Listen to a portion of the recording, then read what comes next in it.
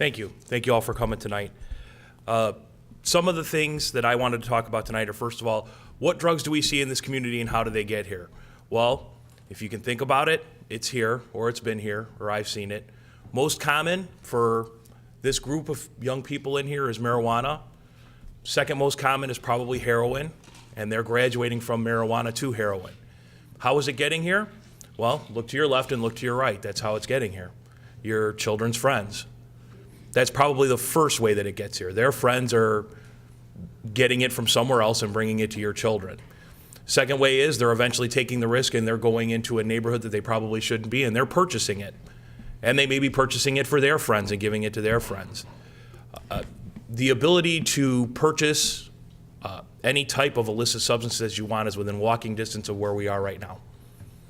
It's within a phone call of where we are right now, and that's how it gets here. So your kids, they can text for drugs, they can email for drugs, they can call for drugs, they can walk down the street for them. So that's why it's very important, extremely important to talk to your children. It's extremely important to know how to use a smartphone and to know how to look for text messages. Sometimes you do have to do that. You have to be a spy. For legal drugs, and there's legal stuff out there, your children, they're under the age of 18. They're getting tobacco from their friends. They're going out and buying it because people aren't card checking them. We have to talk about that. And the other thing I want to talk about is something right in your own home, and that's the medicine cabinet.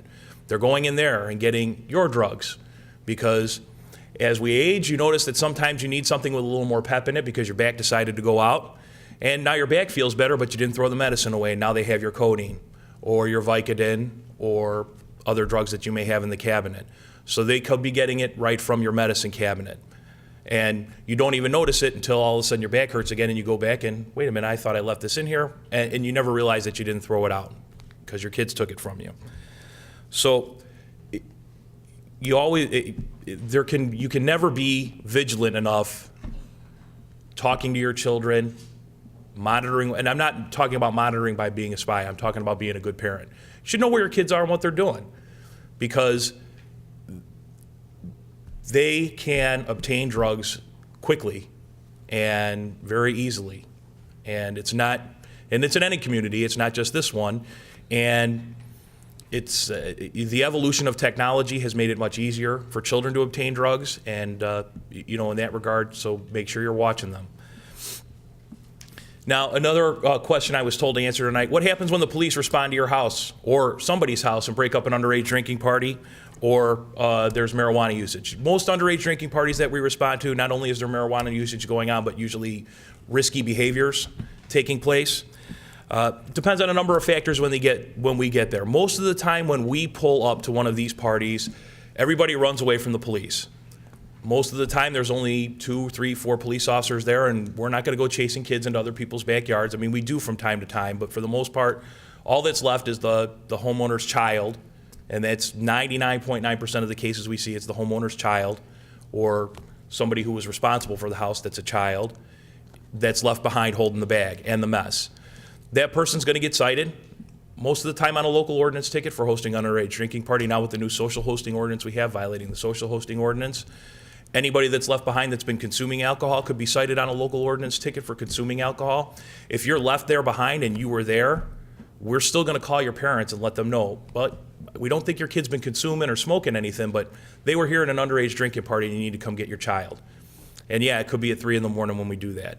So if we catch your child there or we know your child's there, we're going to be making that phone call. We do have a couple of supervisors over at the police department that these kids that run away, you're still going to get a phone call. Why? Because your car's parked in front of the house and your kid got away. We've done that before. Your kid may have gotten away from us, but I can guarantee you they're not going to get away from mom and dad. Most of the time, the anger of being woken up at 3 o'clock in the morning finding out your kid wasn't where they were supposed to be is enough punishment. Now, what is the process if we break up a party and we find out that there was actually an adult there that was supervising this party? Well, I can tell you in my experience, this has only happened when I've been working one time. And that adult was up on the 3rd floor, this was in the basement, and we couldn't reasonably connect them to this party. Now, it didn't pass the laugh test, but he made it. This parent actually made it, and I recall it very vividly that they made it. The new social hosting ordinance, I can tell you that he would have been cited under that ordinance because it has a little bit more teeth.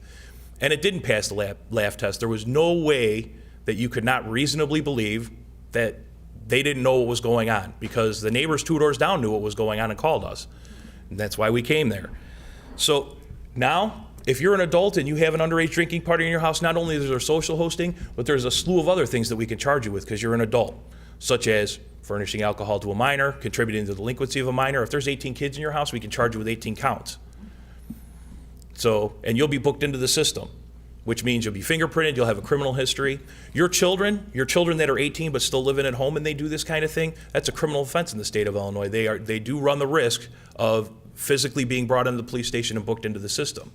Now in Oak Park right now, their local ordinance process involves a booking arrest, which means your child is brought into the station and fingerprinted. It's a local ordinance, but it's still an arrest. It's discoverable, it can be found, which means when they put it on they have to put it on their college application. Another consequence, the same thing.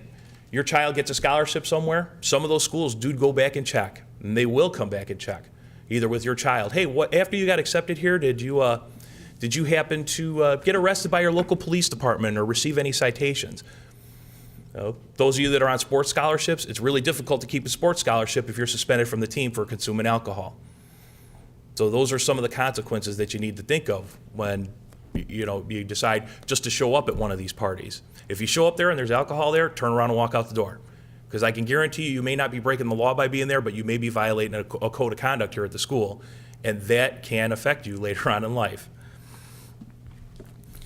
So what are the consequences for alcohol and marijuana use in the very, very short time that I have? You get a local ordinance ticket, fine, community service. If you volunteer for it, you might go to the Face It program.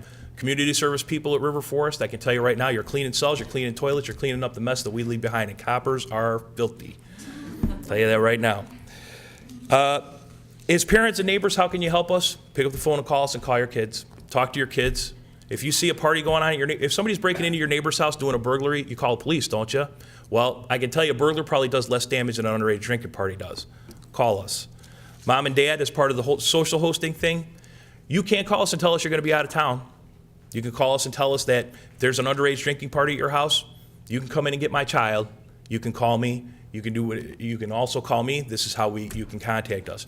And that ordinance, with the very little time that I have left at this point, there is a fact sheet out in the front there, but please, it is just a piece of the puzzle for us. But what it does is it gives us an opportunity to not only talk about those that are hosting that we can catch, but if it starts talking about reasonable belief. Now, does reasonable belief mean that if you're in the Caymans and there was no way you had control over this, that we're going to cite you? No. Does it mean that if your child, though, and there's protections in here, if your child has a friend over and that friend texts another friend, and you all know how the text message system works, right? All of a sudden there's 1,000 kids at the house with beer ready to go in. If your child picks up the phone and calls the police, they're not going to be culpable. It's important they're protected by this. Just as much as they can be cited for it, they're protected by it. So if people have questions afterwards about social hosting or any of this, they're welcome to ask me. Thank you.